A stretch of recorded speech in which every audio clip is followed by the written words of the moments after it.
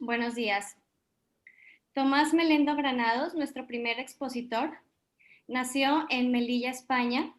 Es doctor en Ciencias de la Educación y doctor en Filosofía. Realizó sus estudios superiores en la Universidad de Navarra y los completó en Italia y en Alemania.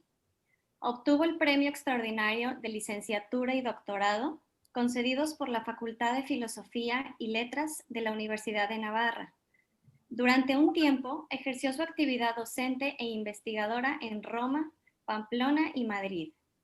En 1983 ganó la cátedra de Metafísica de la Universidad de La Laguna y poco después se trasladó a Málaga, donde reside actualmente como catedrático de filosofía de esa misma universidad. Actualmente es director de la revista Metafísica y Persona, director de los estudios universitarios sobre la familia de la Universidad de Málaga. Es socio fundador de la Sociedad Andaluza de Investigación Bioética, miembro de la Sociedad Española de Bioética. Es presidente de la Asociación EduFamilia. Junto con su mujer, Lourdes Milán, fue nombrado por Benedicto XVI miembro del Consejo Pontificio para la Familia. Sus escritos superan ya los 80 libros y más de 140 colaboraciones en libros y revistas especializadas, así como un buen número de folletos, opúsculos y artículos de divulgación. Le damos la más cordial bienvenida al doctor Tomás y le cedo la palabra. Muy buenos días, ¿cómo están ustedes? ¿Se me escucha? Pienso que sí, ¿no? Muy bien, Tomás. Muy bien, estupendo. Pues muchísimas gracias a Familia Unida Internacional, a Diana y a todas las que la han acompañado en el proceso de ponernos de acuerdo con los horarios, etcétera. Gracias a ustedes por estar dispuestos a asistir a la convención y en particular por lo que me toca también a esta conferencia y en cierta manera por darme entrada a sus hogares, porque lo que es online tiene esa virtualidad que en cierta manera estamos en la casa de los demás. Bueno, como no hay mucho tiempo, voy a intentar compartir y comenzar ya.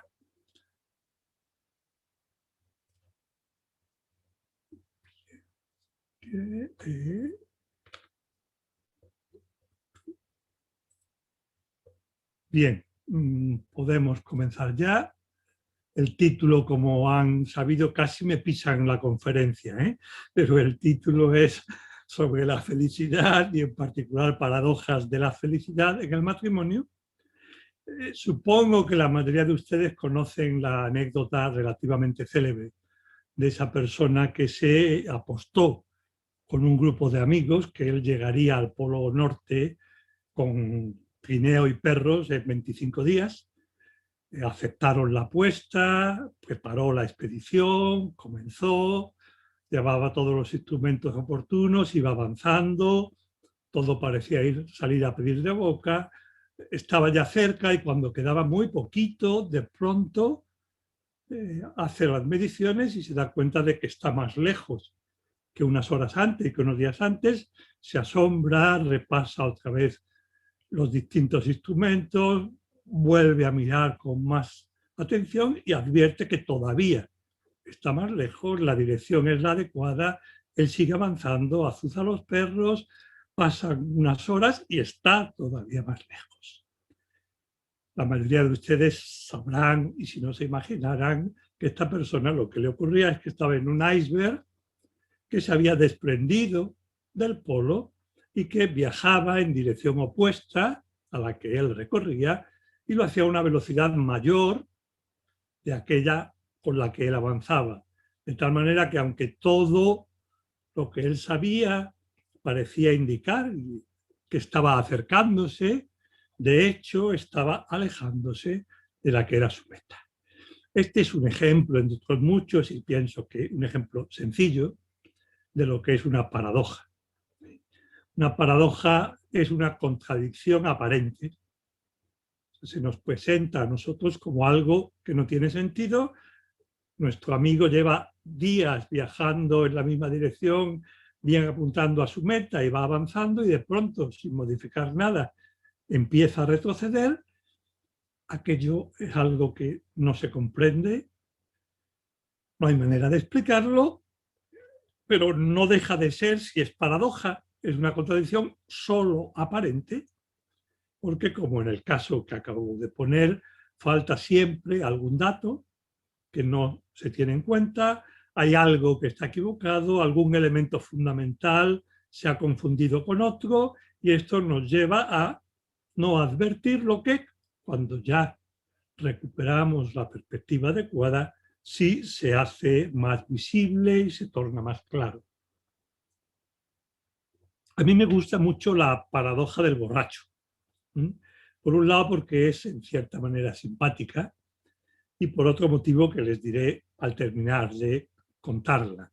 Es una paradoja además que se puede poner en un contexto más o menos sofisticado, o también en un contexto de amigos, o incluso en un contexto claramente más mexicano, que es lo que yo voy a hacer, porque hace más de un año que no viajo a México. O sea, todos los años suelo estar 3 o 4 veces y ya tengo nostalgia porque pase el COVID y pueda volver, y esto es de alguna manera una probadita de ese estar con los mexicanos, que es mi segunda patria, sinceramente lo digo, y ustedes, si alguno me conoce, sabe que es así. Entonces lo colocamos, la paradoja, entre dos amigos jóvenes que se llevan bien, están hablando, y en un momento uno de ellos le dice a otro: oye, estoy muy preocupado, muy, muy preocupado. Tengo un problema con la bebida, en concreto con el tequila.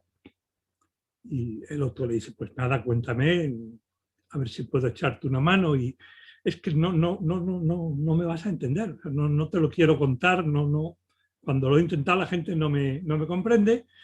Lo que podemos hacer, si te parece, es que te vienes conmigo a la cantina, o al pub, depende ya y te vienes y te lo ves. Entonces tú te puedes hacer cargo. Bueno, los dos se van, están ya allí, y en un momento dado dice: bueno, cuéntame qué es lo que te preocupa.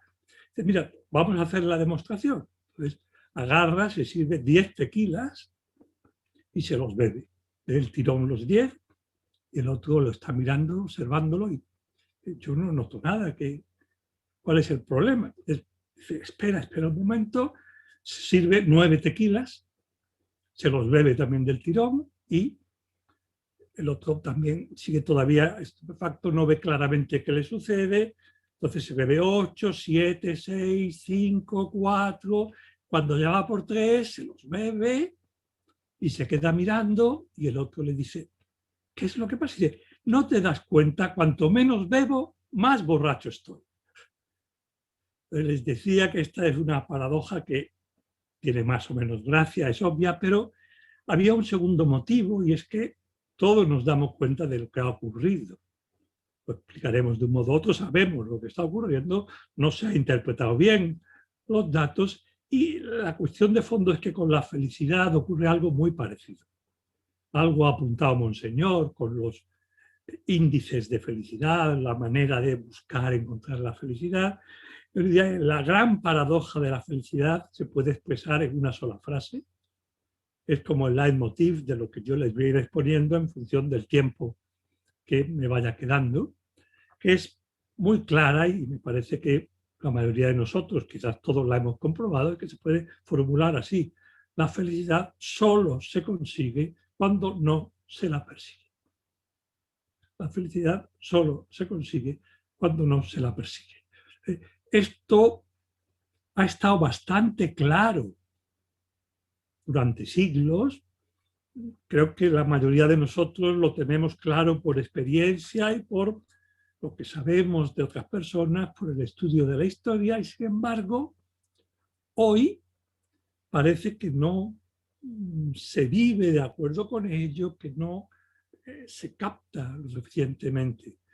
Hace ya siglo y medio, de una manera, si quieren, más poética y más bonita, Kierkegaard, un autor danés que la mayoría conocemos, lo decía de una manera también muy atractiva: la puerta de la felicidad no se abre hacia adentro, hacia uno mismo. Quien se empeña en empujar hacia adentro, pensando en sí, solo consigue cerrarla con más fuerza. Y añadía, la puerta de la felicidad se abre siempre hacia afuera, hacia los otros.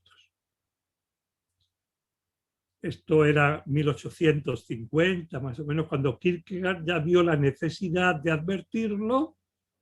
Han pasado más de 150 años. Hemos entrado en una civilización acelerada que se ha llamado durante un tiempo sociedad del bienestar. La pregunta es si hoy somos más felices. Como decía Monseñor, en cierta manera, en parte del mundo, por desgracia, otros muchos no participan de los bienes mínimos, pero tenemos los bienes necesarios para la supervivencia, tenemos cantidad de bienes que nos hacen la vida más agradable, tenemos incluso muchos bienes superfluos, y desde un enfoque pobre, podríamos decir, tenemos todas las bazas para ser felices. ¿Qué es lo que ocurre realmente? ¿Somos más felices o no lo somos? No existe una especie de aparato para medir la felicidad. Es un poco absurdo decir cuánto feliz eres, pues yo 9,5, pero sí existen, y creo que por ahí me voy a mover, índices de infelicidad. Y esos índices de infelicidad son los que se han multiplicado de una manera que hace temer y al mismo tiempo tener esperanza. La esperanza es una maravilla, también la esperanza de la capacidad de reacción del ser humano, pero han aumentado muy considerablemente en los últimos años de manera progresiva. Realidades como son los suicidios, y los suicidios no solo ni fundamentalmente en los países que llamamos menos desarrollados, sino los que tienen todos los medios, disponen de todas las facilidades para vivir mejor, suicidios que han ido bajando el nivel de edad y alcanza ya en muchos casos hasta niños. Y es muy fuerte para cualquiera de nosotros, los que ya somos abuelos, que un niño de 8 o 9 años se suicide.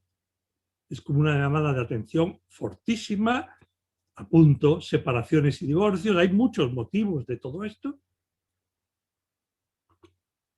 pero creo que nadie duda que si uno se separa o se divorcia es porque no es feliz en aquel lugar donde esperaba serlo, y además motivadamente, como es el matrimonio de la familia, han aumentado las enfermedades psíquicas, muchas de ellas por falta de sentido, la violencia tanto de ámbito internacional como la violencia familiar, la violencia entre amigos y compañeros, y sobre todo porque es mucho más significativo lo que hay hoy día, y se advierte muy claro, y es especialmente relevante para el tema y lo que yo les querría transmitir.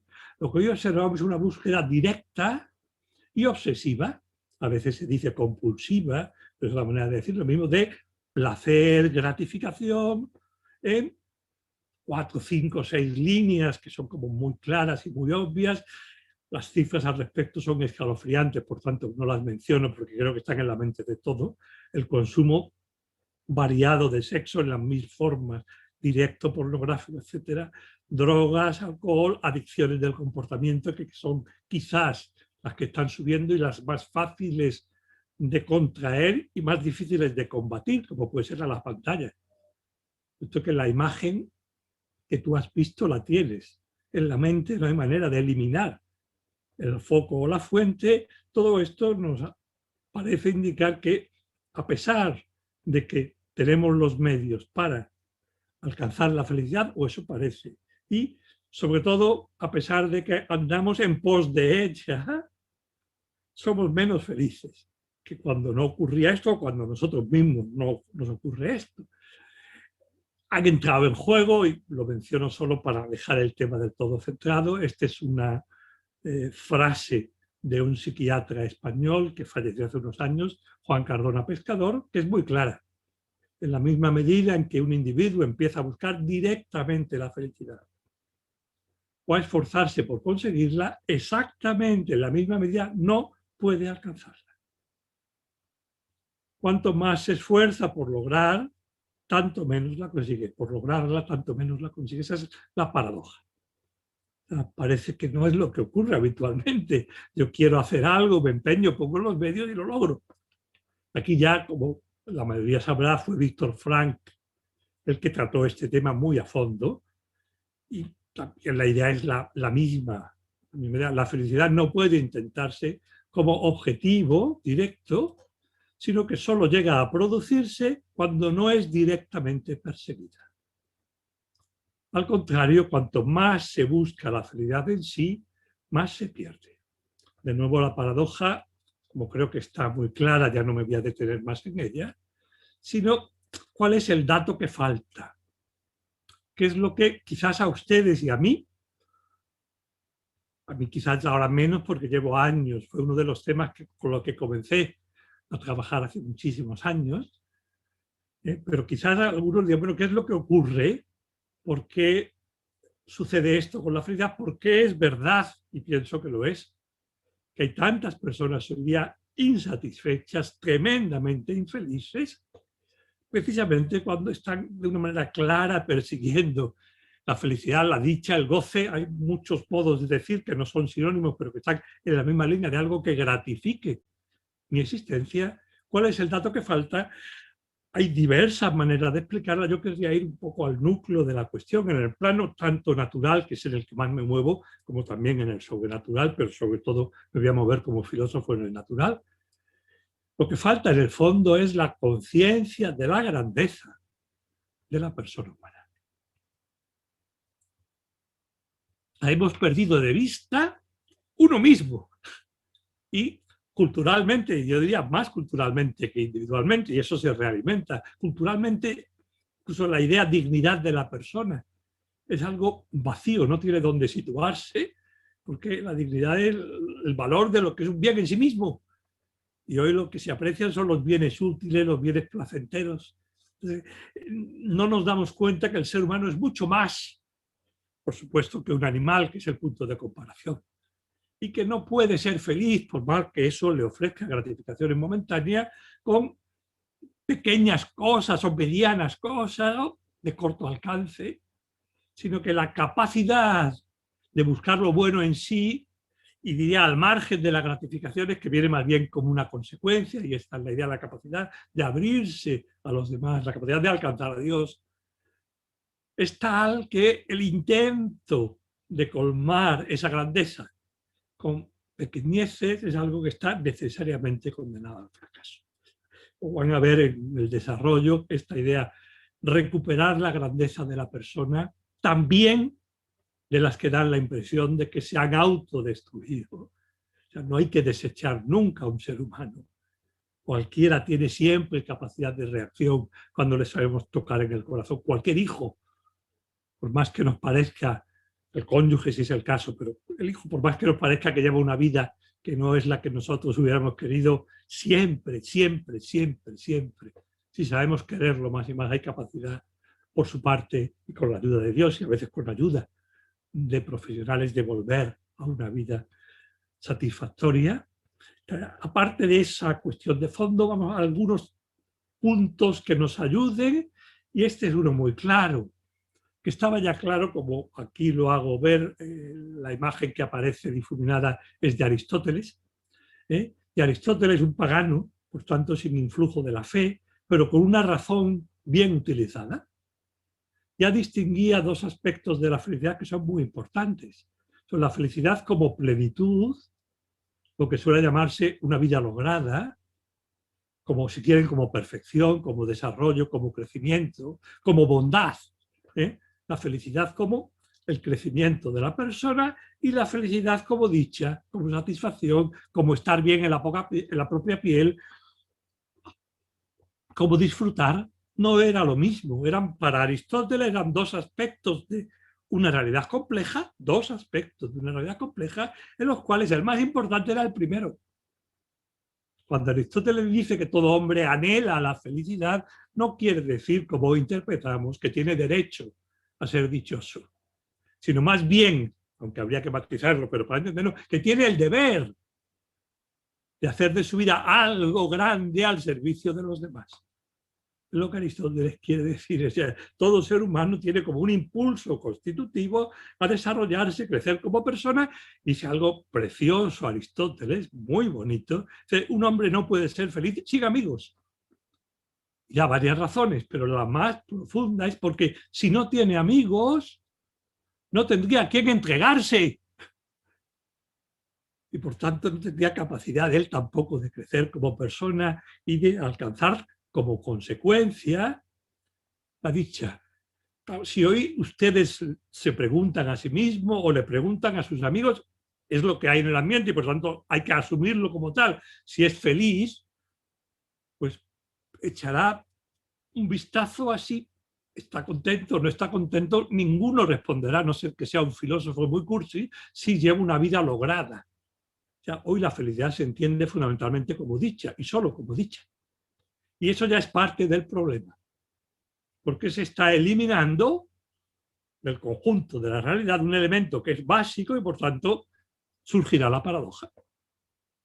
Porque no es solo que haya que distinguir entre la felicidad plenitud y la felicidad dicha, sino que hay que enlazarlas de la manera adecuada, sabiendo que la felicidad como plenitud es el fundamento de la felicidad como dicha.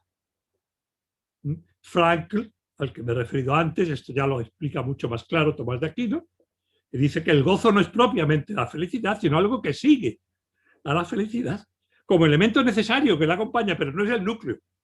El núcleo para él y para mí, para ustedes, es gozar de Dios, amar a Dios, tenerlo a través del conocimiento y del amor. Y de ahí se sigue una dicha que no es lo sustancial, aunque sí que lo acompañe. Entonces, esa relación es la que Frank dice cuando la felicidad, cuando afirma que la felicidad nunca se consigue como algo, como una intención directa, sino más bien como una consecuencia, como un efecto colateral, que se sigue de una vida con sentido, de una vida plena, de una vida en la que uno va creciendo con retrocesos, con tropezones, con un rehacerse que muchas veces nos lleva más alto que antes de haber caído.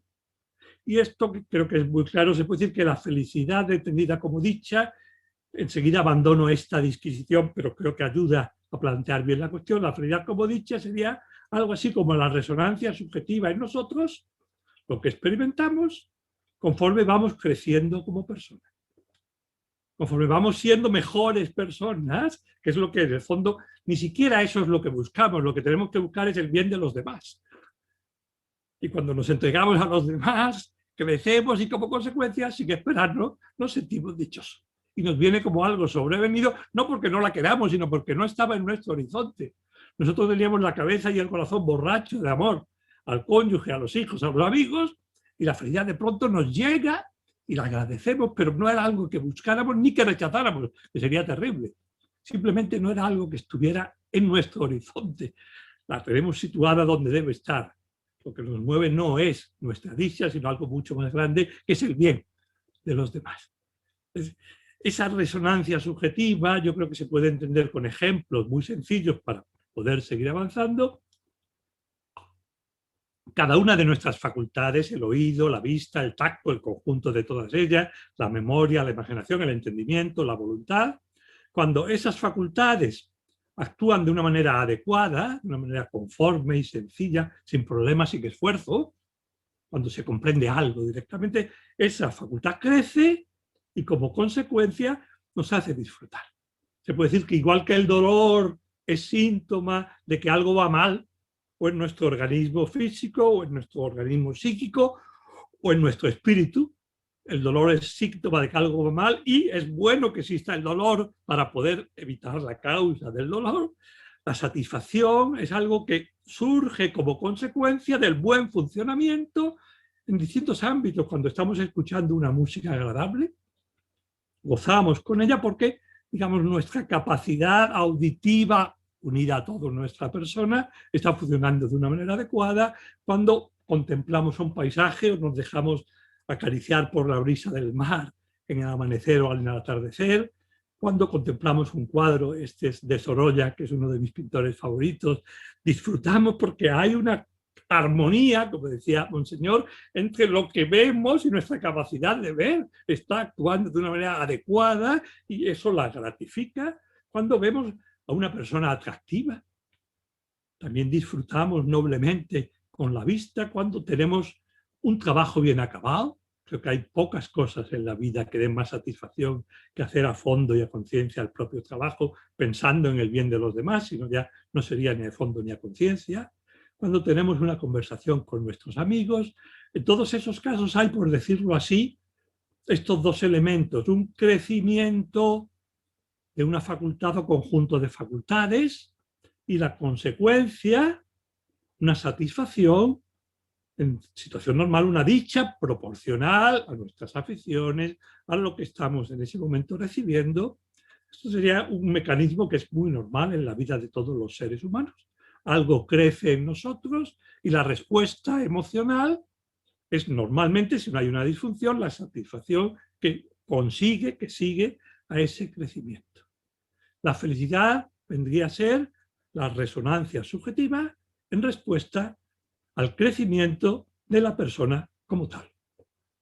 No por tanto a uno u otro de los elementos, sino al conjunto de la persona, cuando se puede decir de alguien que es una buena persona, que va siendo mejor persona cada día, si cuando yo veo, cuando escucho o cuando estoy en un contexto agradable hay una satisfacción parcial, cuando es la persona como tal la que va creciendo y va alcanzando poco a poco la plenitud a la que está llamada, entonces la respuesta de nuestro ser es precisamente lo que llamamos felicidad. Ahora, recuerden que les decía el elemento que falta, por el que no se entiende cuál es el núcleo y cuáles son los modos de ser feliz. El elemento que falta es tener en cuenta la grandeza de la persona. Por tanto, para que crezca la persona como tal, es necesaria una operación que sea también grandiosa. Para ser buen carpintero, nos basta con aprender a fabricar bien los muebles propios de la carpintería, pero eso no nos hace necesariamente mejor persona. Para ser un buen profesor es necesario estudio, entrenarse, eso no nos hace necesariamente mejor persona. Para ser mejor persona hay una única operación capaz de hacernos crecer como persona, que es aquella misma operación, obviamente es lógico y entre nosotros lo entendemos muy fácilmente, es aquella misma que es la más propia y la constitutiva de Dios. Solo. Cuando una persona hace todo lo que hace, o va haciendo cada vez todo lo que hace por amor y con amor, solo entonces crece como persona y solo entonces le viene como consecuencia no buscada esa satisfacción global que ya en este mundo y plenamente más adelante podemos llamar felicidad. ¿Sí? O sea, esta es la clave, por tanto hay que olvidarse de buscar directamente la felicidad, olvidarse de uno mismo, empeñarse, a veces digo obsesionarse, sabiendo que es un verbo excesivo, pero adrede lo utilizo, obsesionarse con hacer felices a quienes nos rodean, en el matrimonio al cónyuge en primer lugar, y de ese amor van a vivir nuestros hijos. Precisamente la misma medida en que va creciendo el amor, en esa misma medida va creciendo la felicidad.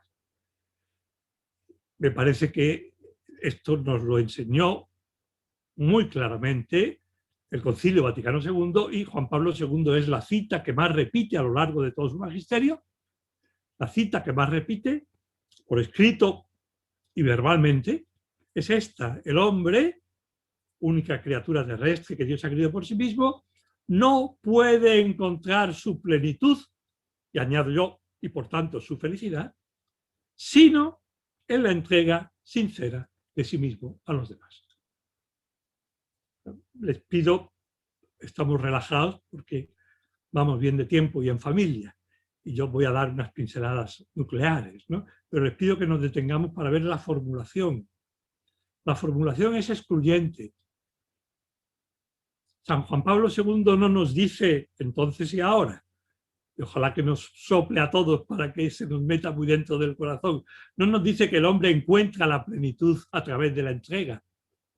Y yo diría, bueno, y a lo mejor también a través del estudio, y a lo mejor también a través de las excursiones, que todas esas cosas pueden ser muy buenas. No, solo, o sea, no encuentra su plenitud, sino, solo existe una operación capaz de conducirnos hasta la plenitud. Por eso la vida es la gran oportunidad que se nos ofrece para aprender a amar. De manera que vayamos amando más y más cada día, que vayamos siendo ya más felices en esta vida, y al término habiendo dilatado las fronteras de nuestro corazón, la capacidad de amar, nos quepa más Dios en el alma y seamos más felices por toda la eternidad.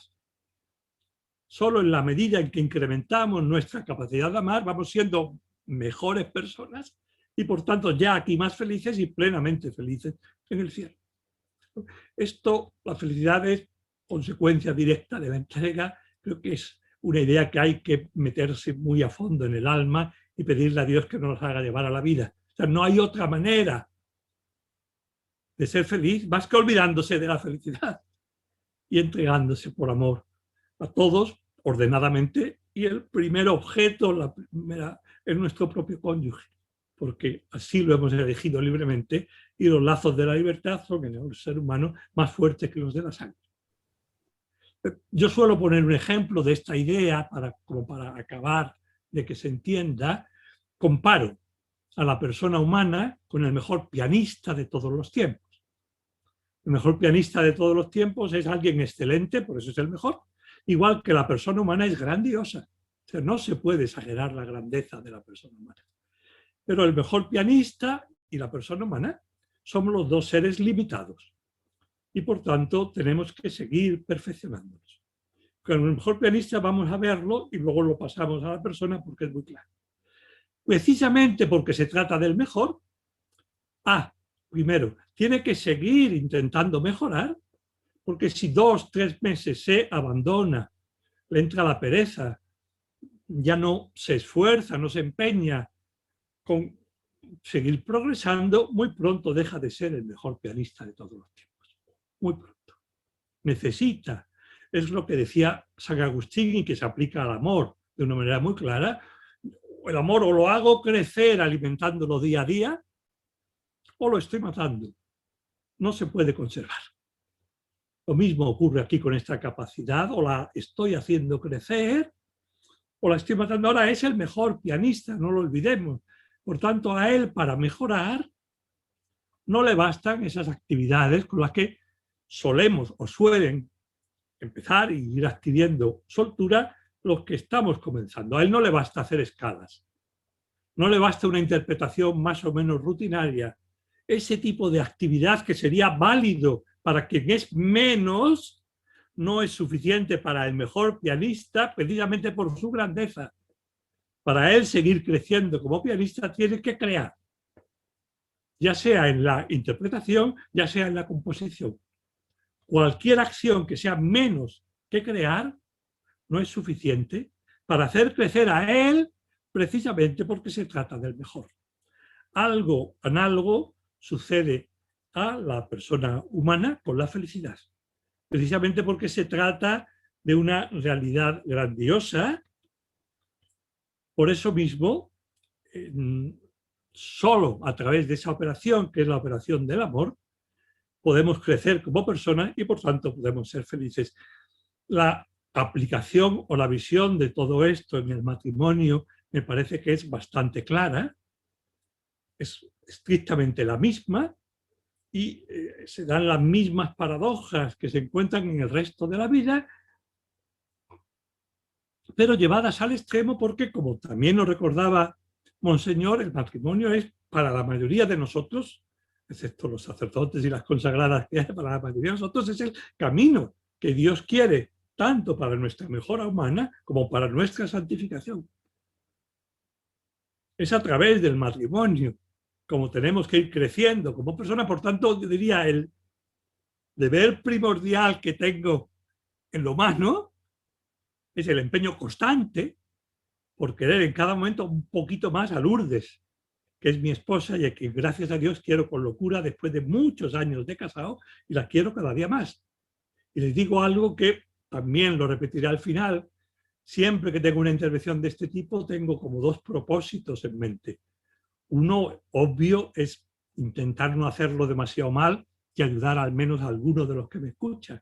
Pero hay otro propio mío y es acabar mi intervención más enamorado de Lourdes que cuando empecé esa intervención.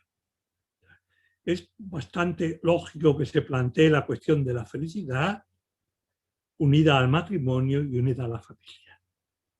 Y tanto en el matrimonio como en el conjunto de la familia encontramos en cierta manera los mismos defectos, los mismos impedimentos que impiden en general al ser humano ser feliz. Que podríamos señalar dos: un individualismo egocéntrico, muy centrado en uno mismo, y luego pasaré a la siguiente. Este es como, para mí es muy claro, y pienso que la mayoría de ustedes tendrán experiencia porque va siendo cada vez más común. Yo cuando a mis alumnos, este año ya me jubilo, pero hasta ahora he tenido clase con alumnos, entre otros de 18, 20 años, 22, 23, 24, y alguna vez algunos de ellos se casan durante la carrera. Si tenemos confianza, le pregunto: ¿y para qué? ¿Por qué te casas?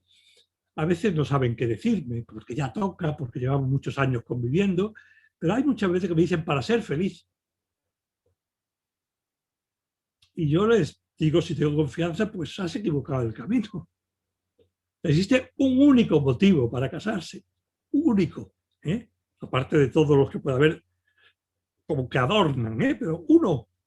Y repito la palabra de antes: estar obsesionado, obsesionada con hacer feliz a quien vas a convertir o os vais a convertir mutuamente en tu esposo o en tu esposa.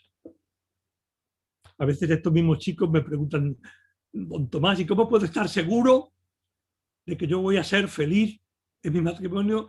Y hombre, del futuro uno nunca puede estar seguro. Yo cuando mis hijos eran pequeños, cuando Lourdes estaba fuera de casa, es muy normal, tengo 7 hijos, es muy normal que cuando la mamá no está pregunten: ¿y cuándo regresa mamá? ¿Y cuándo regresa mamá? Luego cuando viene mamá a lo mejor no le hacen caso, pero yo decía: hijos míos, del futuro no se puede saber nada, pero si mamá está en el Corte Inglés, que son como los grandes almacenes de aquí de España, lo que os puedo asegurar es que hasta que después que cierren no va a regresar.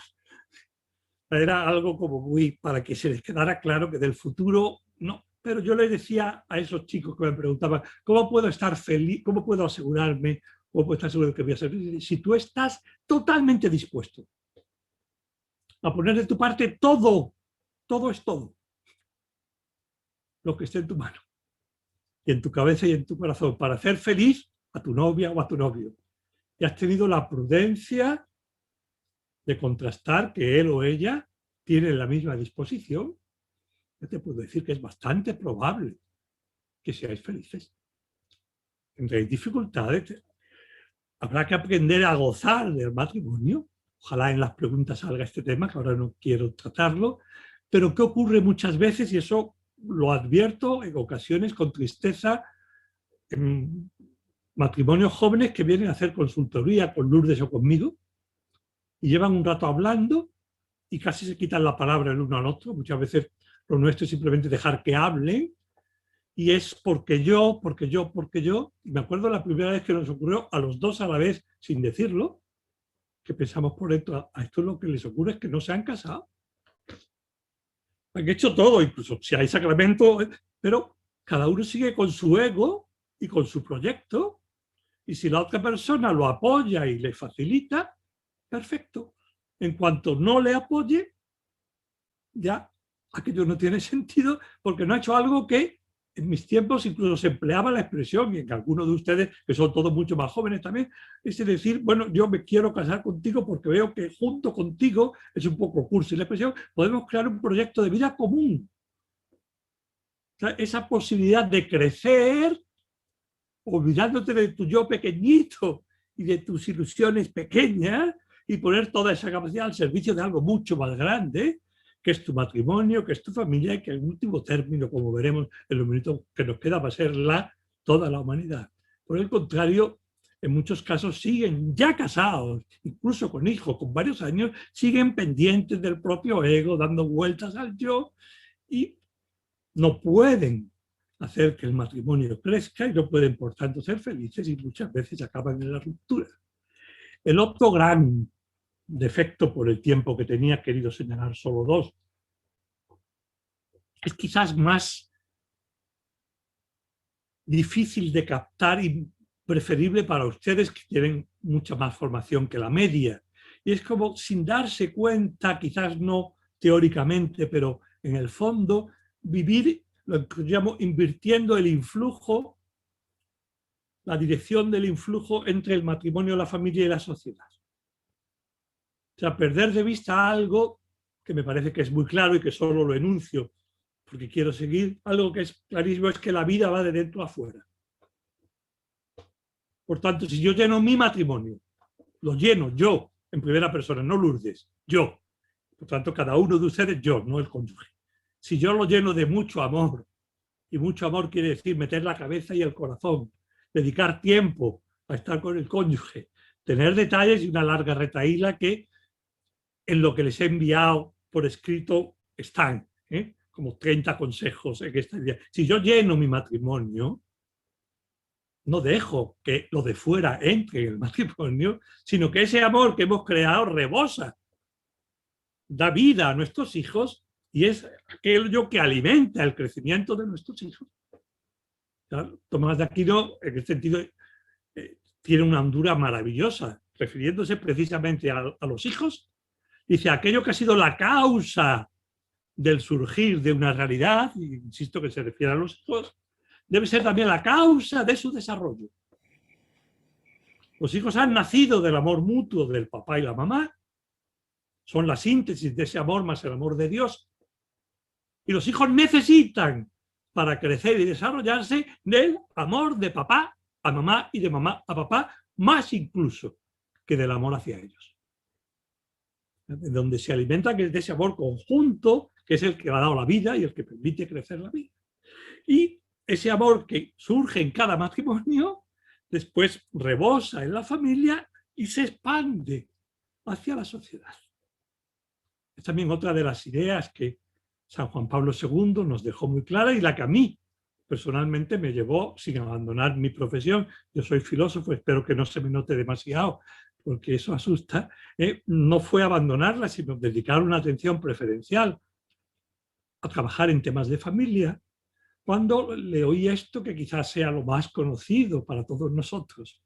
Como es la familia, así es la sociedad, hoy podríamos decir la humanidad, porque así es el hombre, cada persona humana. Aquí yo creo que se compendia todo el magisterio de Juan Pablo II con respecto a la familia y la humanidad está en esta frase, donde, como pueden ustedes ver, hay tres elementos claros. Por una parte la familia, por otra parte la sociedad y por tercer lugar el hombre, que es una especie de bisagra entre la familia y la sociedad. Cada uno de nosotros, cada día, está en contacto con la familia y está en contacto con la sociedad. ¿Qué es lo que Juan Pablo II nos enseña y lo que pienso que es importante no perder de vista si queremos que nuestro matrimonio funcione, nuestra familia funcione y por tanto sobrevenga la felicidad? Es la dirección, el sentido. El influjo va de la familia al ser humano. Cada uno de ustedes y yo, cada uno de nosotros, todo ser humano, tenemos la maravilla de que somos forjados como seres humanos, nos hacemos en el seno de una familia y nos rehacemos cada día en el seno de una familia. No solo que nos hemos forjado, nos hemos hecho con el cariño, sino que cuando estamos agotados, cansados, incluso enfadados, justamente molestos o simplemente deteriorados por la lucha fuera, podemos volver al hogar y podemos volver al seno de nuestro matrimonio. Ahí tenemos la posibilidad maravillosa de poder bajar la guardia.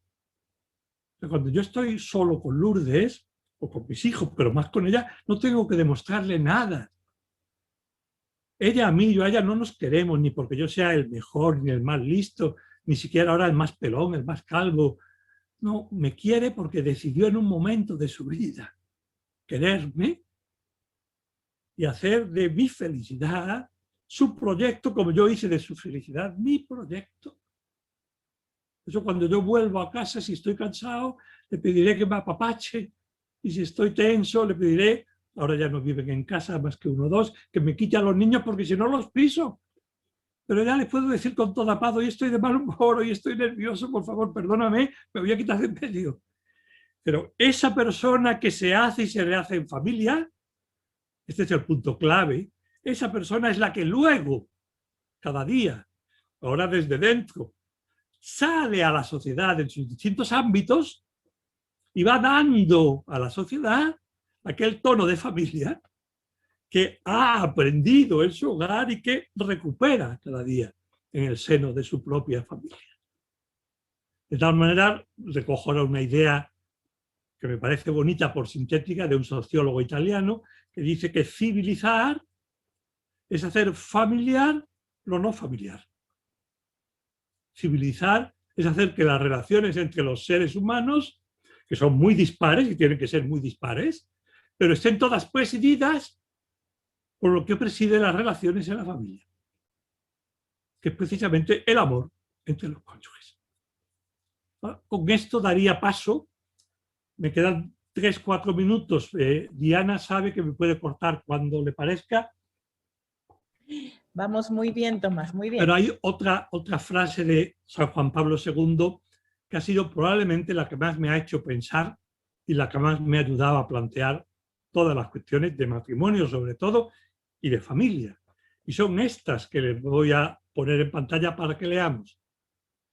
Toda la gran red de las relaciones humanas nace y se regenera continuamente a partir de la relación con la cual un hombre y una mujer se reconocen hechos el uno para el otro y deciden unir sus existencias en un único proyecto de vida. Ustedes lo pueden leer y yo también, pero sintéticamente, fíjense, he subrayado el toda porque es clave. Toda la gran red de las relaciones humanas es toda. O sea, la calidad de todas las relaciones humanas depende de la calidad de la relación que se instaura en cada matrimonio, en el de ustedes y en el mío. Cuando yo leí eso, soy sincero, me tenía ya mucho cariño a Juan Pablo II, pero pensé por dentro, te estás pasando. O sea, estás exagerando. No entiendo. O sea, sí, simplemente no entiendo. Esa afirmación tan tajante, tan poderosa, de toda la gran red de las relaciones, se regenera continuamente en la relación conyugal de cada matrimonio. Porque le tenía cariño a Juan Pablo II y se lo sigo teniendo, y espero que él a mí también. Y porque soy filósofo, me dediqué a intentar pensarlo. Me pasé bastante tiempo hasta que encontré una respuesta que a lo mejor no es lo que él quería decir, pero creo que nos ayuda. Yo les pregunto a ustedes, entre todas las instituciones humanas, y hablo en el plano natural, no hablo ahora de la gracia, no quiero adrede, porque se ve más claro. Entre todas las instituciones humanas, solo hay una que está, por decirlo así, pensada o prevista para hacer crecer y para mejorar el amor. Y eso es el matrimonio. No hay ninguna otra. La amistad no es una institución. Hay una sola institución cuyo objetivo primario, y esto el Papa Francisco ha insistido mucho, objetivo primario es mejorar y hacer crecer el amor entre los cónyuges. Y como ya hemos visto, de ahí ese amor es amor de amores, de ahí deriva el amor hacia los hijos, y una familia que se cierra en sí, por muy bien que vaya, se pudre, tiene que abrirse, y así es como se construye la civilización del amor, empezando por cada matrimonio. Fíjense que esta es la primera parte de la frase, y un día estaba en Puebla precisamente dando una conferencia y estaba leyendo este mismo texto y me di cuenta de lo que ahora van a ver a continuación, que yo no había visto hasta ese momento, allí delante del público. Y es que como sigue, proyecto de vida, ponía 2 puntos, no un punto y seguido. El Papa ponía 2 puntos. Y decía, por eso, es decir, porque toda la gran red de las relaciones humanas nace y se genera continuamente de cada matrimonio. Por eso dejará el varón a su padre y a su madre y se unirá a su mujer y acabarán siendo los dos una misma carne, con un mismo sentir, con un mismo querer. O sea, porque cada matrimonio tiene una dimensión universal, constitutiva, y porque es el núcleo y la fuerza generadora del amor del que se nutre la humanidad. Por eso acaba de tener sentido el que nos casemos. No solo por el proyecto pequeño. Las dos cosas van unidas. Por tanto, yo concluiría, porque ya es la hora y me comprometí a no pasarme mucho, diría que es como sacando una conclusión para ustedes y para mí, lo más grande que debemos hacer por la humanidad.